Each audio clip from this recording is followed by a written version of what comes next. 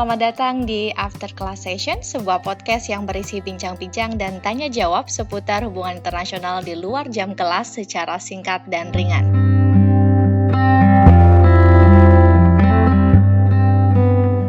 Pada edisi kali ini sudah ada pertanyaan yang masuk menanyakan apa sih itu SDGs, bagaimana implementasinya di Asia Tenggara, dan bagaimana peran ASEAN dalam membantu mengimplementasikan SDGs di kawasan.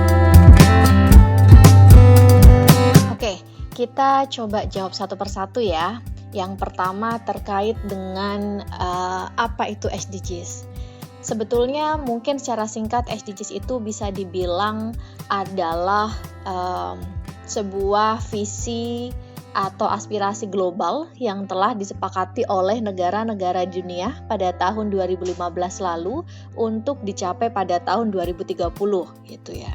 Mungkin pertanyaannya kemudian kenapa harus ada visi bersama tersebut? Nah, dalam hal ini saya bisa katakan bahwa SDGs itu merupakan sebuah inovasi gitu ya, sebuah inovasi dalam mengelola atau mendorong terwujudnya pembangunan berkelanjutan, karena usaha untuk mendorong pembangunan berkelanjutan sendiri sebenarnya sudah dilakukan sejak konferensi lingkungan yang pertama PBB pada tahun 1972.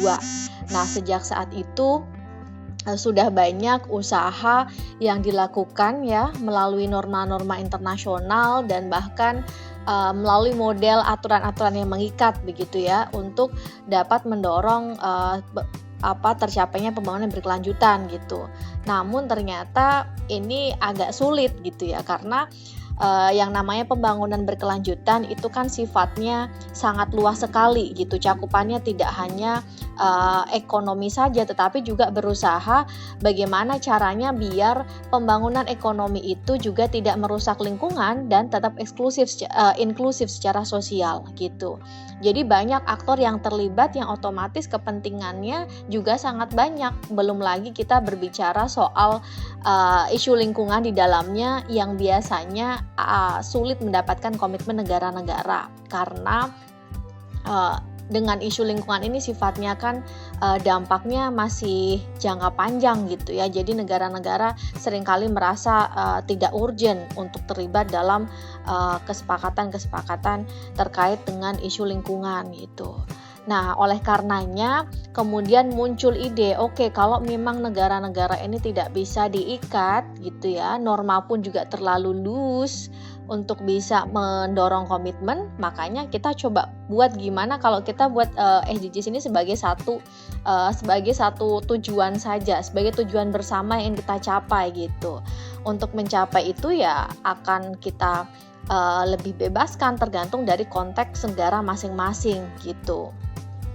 Tapi bukan berarti kemudian bebas sama sekali ya, karena masih ada indikator yang dipakai, kemudian masih ada juga mekanisme reporting and monitoring gitu. Nah, makanya kemudian muncullah SDG sebagai tujuan bersama itu gitu ya. SDG sendiri terdiri dari 17 goals gitu, sangat banyak sekali. Meliputi pemberantasan kemiskinan, kelaparan, peningkatan kualitas kesehatan dan pendidikan, kesetaraan gender, akses terhadap air bersih, sanitasi dan energi, kelayakan kerja dan pertumbuhan ekonomi, pengembangan industri, inovasi dan infrastruktur, pengurangan ketimpangan, pengembangan komunitas dan kota yang berkelanjutan, produksi dan konsumsi yang bertanggung jawab, aksi iklim, konservasi alam di darat dan di bawah laut, perdamaian, keadilan dan penguatan institusi, serta global partnership. Oke, sekarang kemudian pertanyaan selanjutnya adalah bagaimana implementasi SDGs di ASEAN. Mungkin sebelum sampai ke sana gitu, satu catatan pentingnya adalah bahwa tadi SDGs itu bukan satu aturan mengikat dan juga bukan satu norma internasional gitu ya, tapi dia lebih sebagai tujuan bersama. Konsekuensinya untuk implementasinya sendiri itu cenderung diberikan keleluasaan gitu ke masing-masing negara dan kawasan tergantung dari konteks politik, ekonomi dan sosial budaya di masing-masing wilayah tersebut gitu, termasuk di ASEAN.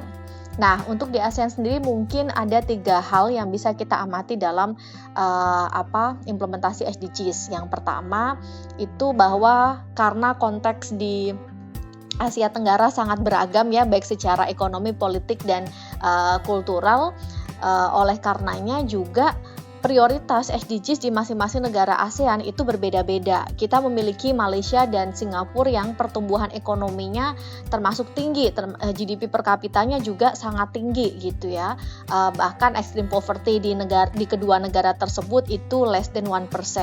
Di sisi lain kita memiliki Laos yang bahkan pada tahun 2025 mendatang masih memvisikan untuk bisa graduating from its least developed country status gitu. Jadi gapnya sangat tinggi. Oleh karenanya prioritas goals dari SDGs mereka juga berbeda.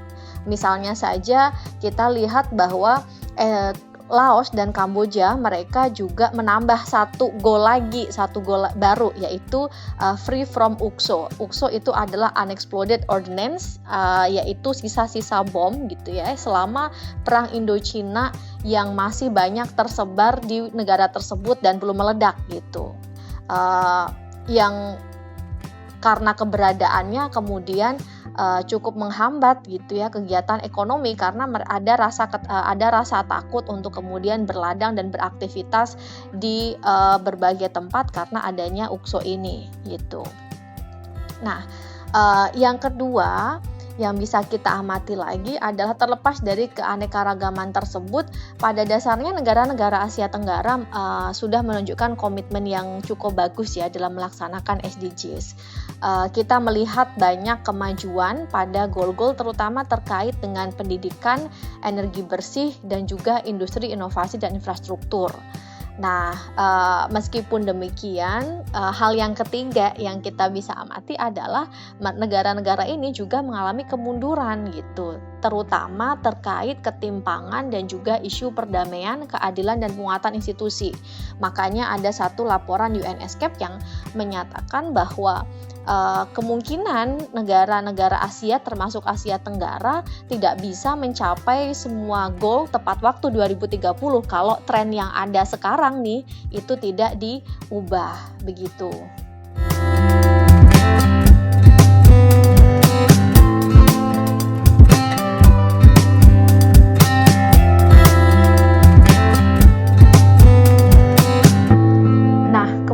Bagaimana dengan peran ASEAN sendiri itu ya? ASEAN sering kali ditanyakan di mana sih perannya gitu ya.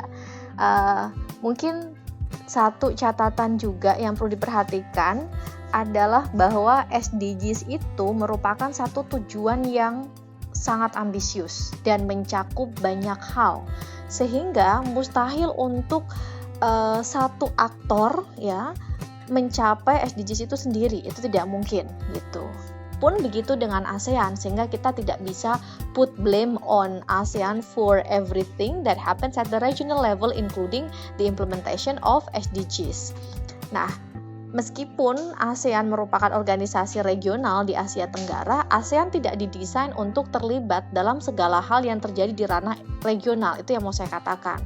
Terlebih ASEAN sendiri memiliki prinsip non-intervensi, yang dalam hal ini SDG sendiri sifatnya country-led dalam implementasinya.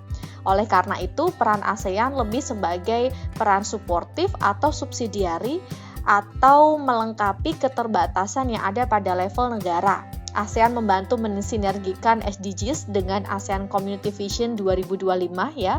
Ada yang namanya Complementarity Initiative. Dia mengidentifikasi commonality antara visi komunitas ASEAN dan juga 2030 agenda supaya negara-negara itu dapat mencapai kedua target ini secara bersamaan gitu. Kemudian ASEAN juga membantu mendorong menghubungkan negara-negara ASEAN dengan dialog partners yang berpotensi menjadi donor dalam pemberian finansial dan technical assistance, dan yang tidak kalah penting ASEAN menjadi forum untuk koordinasi, dialog, and mutual learning bagi negara-negara anggotanya.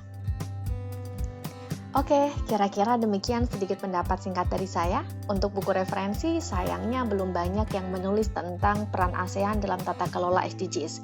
Namun mungkin untuk tahap awal, buku yang diedit oleh Ronald Holzhauer dan Pak Davri Agus Salim yang berjudul Sustainable Development Goals in Southeast Asia and ASEAN National and Regional Approaches dapat menjadi rujukan. Semoga membantu.